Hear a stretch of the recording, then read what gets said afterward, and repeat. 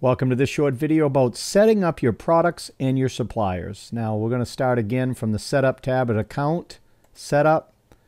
Now we're going to go through the suppliers and products. Now let's take a look at the Supplier tab, and you'll see that it's either a local supplier, roofing supplier, it could be building supplies, Main Street, Portland City, State, USA, their phone number with an extension or their fax number, and also the email address and the net terms. A lot of times this all goes into like your accounting.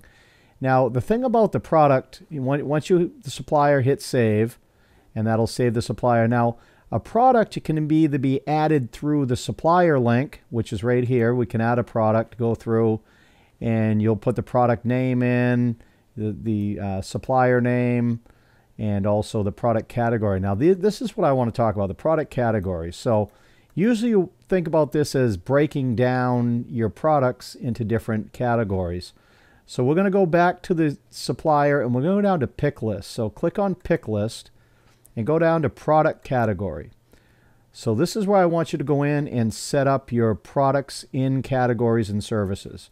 Think of it as your breakdown of all the jobs you're working on. This will give you a good summary, especially when it comes up to the reports. Now products that we put in: roofing, whether you're using gutters, using siding. Let's add those 5 that are in here. So we'll go siding. You can put vinyl siding in, and you can really drill down to exactly what you're working on. And you can have unlimited lists of this as well. And we put windows in there, a lot of replacement windows. So it'll give you a nice summary of what you're working on, and we'll just put another one in for maybe gutters. So seamless gutters, we'll just go with gutters. You can really add whatever you want for products in here. Product categories, and hit save. So now we're going to go back up to the supplier, and we can pick on the local supplier, local roofing supplier.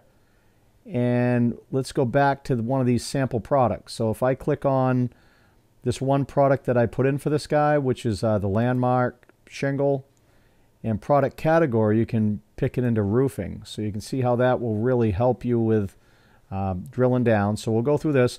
Now I started with this item category name, which is my Landmark, standard roof, roofing supplier.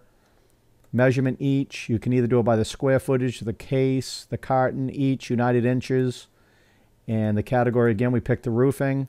And I just put a whole summary of what I do. This is install Landmark shingles, ice and water shield, synthetic underlayment, drip edge, stripping the old shingles off, removal debris, and ridge vent. And we put a price down here. You can add material cost, a percentage, so you can really add a percentage to the allocation for what you want for that job. The labor cost, if you have how much per square to lay out, if you're using subcontractors. And manual price override, I always have that as yes. You can turn this off if you want just a price. It will take it out of the unit cost. But equipment cost, if there's anything allocated for that, and we usually charge for $500 a square. Aggregate unit cost and a shipping cost, and click save. That actually is now part of this products. You can go into the products tab and you can add a brand new product. So if you wanted to add new, you could go through the same way what we just did. But the one thing I didn't touch on was the photos. You can add an image of the photo of the job, any of the images. You can go to your best supplier and download them right off the page. That really can add a lot to the products, and it will be added to the back of the contract. So again, that's how you add the products. Now again, this pick list, you can add a couple more things. You've got the product category, and also you can add any of your payment terms and template categories, so units and measurements. There's a few different ones in here that you can work with that will come down on the drop-down menu. So again, that's supplier. You'll get a list of those. Just adding more suppliers adds more to the list. So let's add a supplier. We'll just say it's Bob's Lumber, and he's at 122 Main, and he's in Portland. Again, that drop down menu for all those makes it a lot easier. You can start typing it, it'll put it in automatically. USA, Puts all the numbers in there. And this is a one-time setup, so